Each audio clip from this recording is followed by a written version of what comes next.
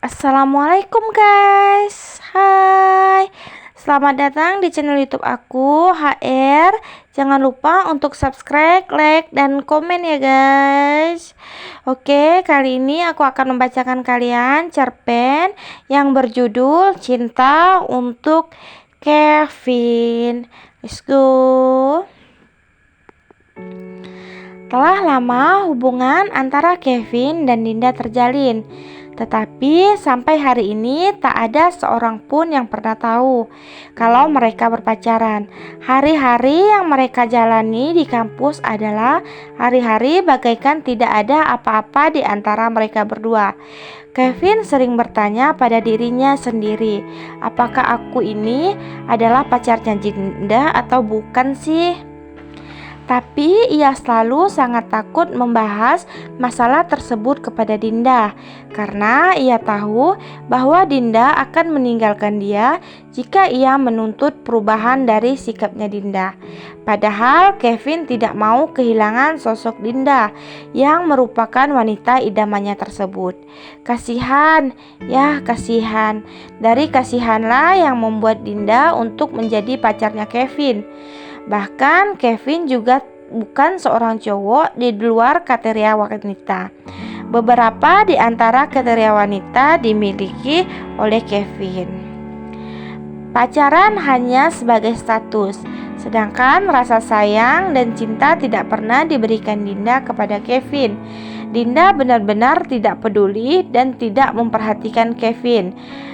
Daripada kamu sedih karena aku memutuskan hubungan kita, maka jalani sajalah sebagai risiko. Itu adalah perkataan yang sering dikatakan oleh Dinda kepada dirinya sendiri ketika ia bertemu dengan Kevin di kampus. Seorang mahasiswi cowok transferan pun masuk ke kampus sebagai hari pertama memulai kuliah di kampus yang sama dengan Dinda dan Kevin. Ia berjalan menuju ruang rektor.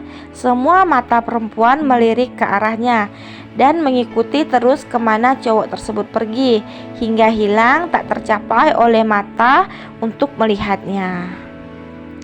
Saat hendak memasuki ruangan kelas, kebetulan sekali ia berada satu kelas dengan Dinda dan Kevin. Memulai pelajaran pertama, ia memperkenalkan dirinya dengan nama Gilang. Dari belakang, Dinda mulai memiliki sebuah perasaan yang aneh ketika melihat Gilang. Sepertinya ia menyukai Gilang, nampak dari cara ia menatap Gilang. Saat kampus telah usai, Dinda berusaha untuk menemukan Gilang. "Hei Gilang," tegur Dinda.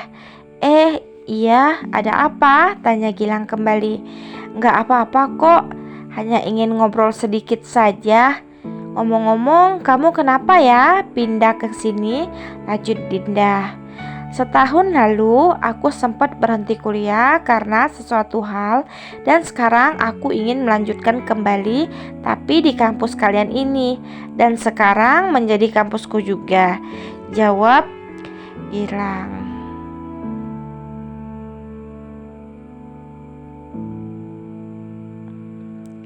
Dalam perjalanan pulang tersebut, mereka berpisah di persimpangan jalan.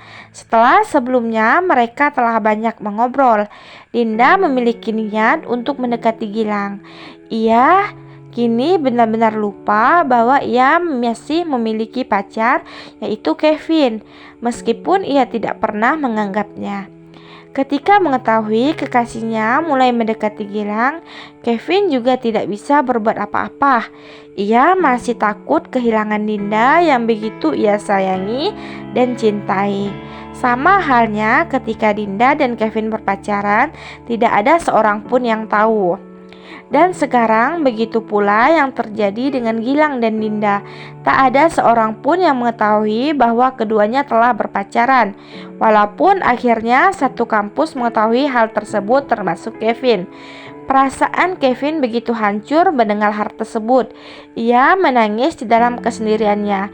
Ia mengetuk apa yang telah terjadi dan bertanya mengapa harus menerima nasib malang yang seperti ini.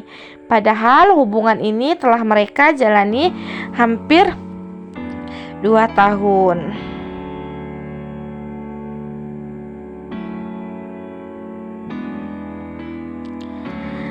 Dalam sebuah perjalanan menuju mall, sebuah tragedi menimpa Gilang dan Dinda. Motor yang dipakai Gilang untuk membonceng Dinda tanpa sengaja menabrak sebuah truk yang sedang berada di depan mereka. Diduga karena Gilang terlalu asik mengobrol dengan Dinda, sehingga tidak sadar kalau sebuah truk sedang memotong jalan. Kevin langsung bergegas berangkat ke rumah sakit untuk menjenguk Dinda. Bertepatan di sebelah kanan Dinda adalah meja dorong tempat Gilang berbaring. Tak lama kemudian, seorang wanita cantik datang ke tempat Gilang. "Aduh sayang, kenapa bisa begini? Tadi kamu bilang mau membeli sesuatu, kamu malah kecelakaan seperti ini," kata perempuan tersebut kepada Gilang dengan nada sedih. Dinda mendengar perkataan tersebut dengan sangat jelas. Meskipun ia tak bisa bergerak, ia sengaja tidak membuka mata agar ia bisa mendengar kelanjutan dengan leluasa. Ia masih sedang menahan diri. Akhirnya Dinda pun sadar bahwa ia adalah selingkuhan Gilang. Tragedi ini adalah pelajaran penting baginya. Ini mungkin sebuah karma dari Tuhan karena telah menganiaya perasaan cinta yang tulus seorang laki-laki yang diberikan kepadanya. Ia bangga kepada Kevin karena Kevin tetap bisa tegar meskipun hampir selama 2 tahun dia menjadi pacarnya yang tak dianggap olehnya, serta juga masih memiliki batin yang kuat ketika Dinda menyelingkuhinya dengan pacaran pada Gilang. Beruntunglah luka yang ada akibat kejadian tersebut tidak begitu parah, sehingga Dinda dan Gilang harus berada 3 hari saja di dalam rumah sakit untuk dirawat. Ketika Dinda telah pulih, maka untuk kali pertamanya ia mengajak Kevin untuk membicarakan suatu hal di sebuah kafe dekat kampus. Kevin jelas saja mau. Sepulang dari kampus pun Kevin langsung ke sana. 15 menit Kevin menunggu sambil mengaduk-aduk jus jeruk yang ada di depannya. Dinda pun tiba. "Maaf telat, tadi aku udah kembali ke rumah untuk berdandan terlebih dahulu agar aku bisa terlihat cantik dan menawan di depan kamu." "Masa aku harus tampil jelek di depan pacar sendiri?" kata Dinda. Ada sesuatu yang aneh dari Dinda. Ini tidak seperti biasanya, guman Kevin dalam hati. "Ah, kamu bisa saja.